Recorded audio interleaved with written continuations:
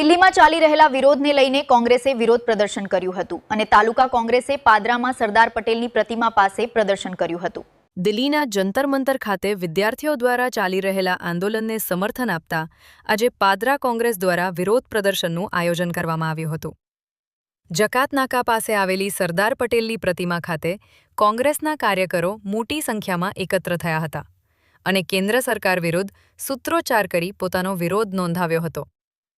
પ્રદર્શન દરમિયાન જિલ્લા કોંગ્રેસ પ્રમુખ જશપાલસિંહ પઢિયાર, તાલુકા કોંગ્રેસ અને શહેર કોંગ્રેસના આગેવાનો તેમજ કાર્યકરો ઉપસ્થિત રહ્યા હતા। વિરોધ પ્રદર્શનને ધ્યાનમાં રાખી પોલીસે ચુસ્ત બંદોબસ્ત ગોઠવ્યો હતો। સ્થિતિ વધુ ઉગ્ર ન બને તે માટે પોલીસે જિલ્લા કોંગ્રેસ પ્રમુખ સહિત તમામ કોંગ્રેસ કાર્યકરોની અટકાયત કરી હતી। અટકાયત દરમિયાન પોલીસે સમગ્ર પરિસ્થિતિ પર કાબૂ મેળવ્યો હતો। આ દરમિયાન કોંગ્રેસના આગેવાનોએ સરકાર પર આકરા પ્રહાર કરતા વિદ્યાર્થીઓના અવાજને દબાવવાનો પ્રયાસ થઈ રહ્યો હોવાનો આક્ષેપ કર્યો હતો।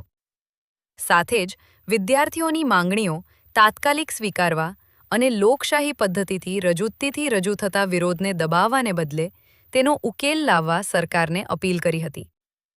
સમગ્ર ઘટનાને લઈને રાજકીય માહોલ વધુ ગરમાયો હતો। જે પ્રકારે 82 થી વધારે વખત છેલ્લા 10-12 વર્ષમાં પેપર ફૂટવાની ઘટનાઓ સામે આવી એટલે સમગ્ર દેશે જે રીતે શાંતિપૂર્ણ રીતે ત્યાં બેઠીને ઉપવાસ કરી રહ્યા હતા। દિલ્હી જંતર મંતર ખાતે વિદ્યાર્થીઓ, બાળકો એ તમામ લોકો ત્યાં બેઠા હતા, પરંતુ જે રીતે ઉપવાસ આંદોલનને તોડવા માટે ત્યાં બેઠેલા લોકોને ત્યાંથી લઈ લેવામાં આવ્યા, સાથે સંસદ તરફ જે કૂચ કરતા વિદ્યાર્થીઓ હતા એમની સાથે સંવાદ કરવાની જગ્યાએ જે બર્બરતાપૂર્વક લાઠીચાર્જ કરવામાં આવ્યો। સમગ્ર દેશે આ બધી જ ઘટનાક્રમ જોયો છે।